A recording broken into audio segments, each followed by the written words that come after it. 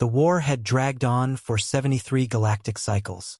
The two most powerful coalitions in the Orion Arm, the Varn Dominion and the Zealand Accord, had reduced entire systems to ash, destroyed over 200 habitable worlds, and cost trillions of lives. Neither side would back down. Neither side would surrender. And then the humans arrived. The Galactic Council had long kept Earth at arm's length. Humanity was too young, too volatile, too unpredictable. They were still new to interstellar travel. Their world had only unified recently under the Terran Union. But they watched. And they prepared. When the Council asked Earth to observe the war as neutral peacekeepers, the humans agreed. But when Varn ships bombed a Terran diplomatic envoy by mistake, they claimed that neutrality vanished. The Terrans sent one message to both sides. This is your only warning. The war ends today. Or we end it ourselves. Everyone laughed. Admiral Harkon Vel of the Varn Dominion reviewed the threat with amusement. These Terrans think they're warriors? Their fleet is barely 150 ships.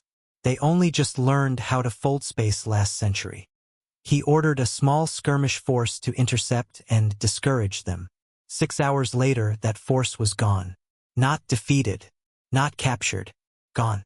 No black boxes. No distress calls. No wreckage. It was as if the humans had erased them from existence. High strategist Lyerzal of the Zealand Accord believed it was a bluff, advanced cloaking, perhaps. Some new weapon. But nothing that could affect a true war fleet. So she sent 3 fleets. 40,000 ships. One Terran vessel responded.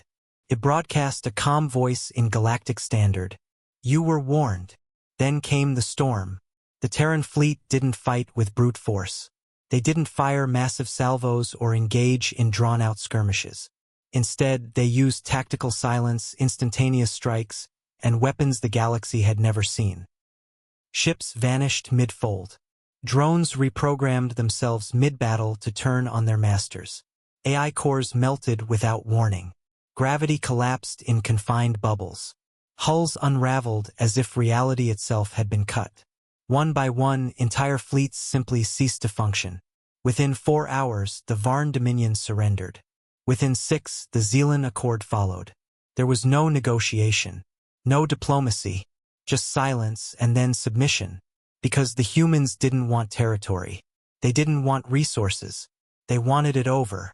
On the bridge of the TUS Resolute Dawn, General Commander Elena Riker watched as the war zones fell quiet. She was not smiling. Status. Final Accord fleets are withdrawing. Varn Command has sent full surrender documents to the Terran Union, copying the Council. She nodded. Any resistance? No. They're too scared to even speak. Riker stood slowly. Tell Earth it's done. Aboard the Galactic Council station. The Council chambers were silent. Representatives of 100 worlds stared at the human envoy, a man named Ambassador Reeve. He stood calmly, dressed not in military regalia but in a simple Earth-made suit. You ended a galactic war in half a day, the Tharn ambassador whispered. Reeve nodded. We did. With only a few ships? With enough. The Jarathi elder narrowed his eye stalks. What did you do to them? Reeve sighed. We gave your war the one thing it lacked. Finality. We don't fight for pride. We don't fight for control. We fight to end things. You broke the laws of warfare. No, Reeve said coldly. We redefined them. Classified debrief, human combat doctrine. Following the war, intelligence agencies scrambled to understand how the Terrans had achieved their impossible victory. The truth was chilling. Humans had spent centuries fighting each other.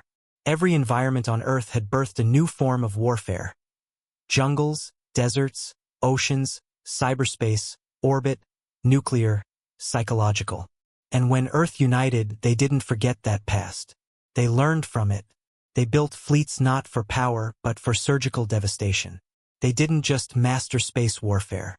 They made war obsolete. Alien testimony. Varn Fleet Captain Sorlek. We thought they were fragile, soft, new to the stars.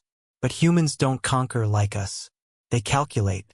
Every move, every shot, every threat. We tried to jam them.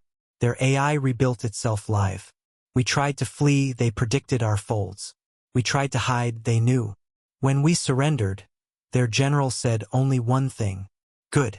Now go fix what you broke. And then they vanished. Aftermath.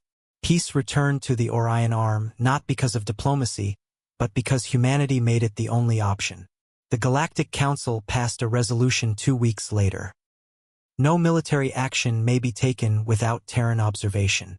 The humans didn't ask for this power.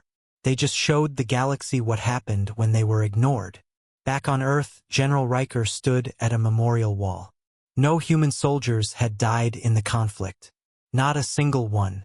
She placed a hand on the stone and whispered, "Never again," because humans didn't win wars.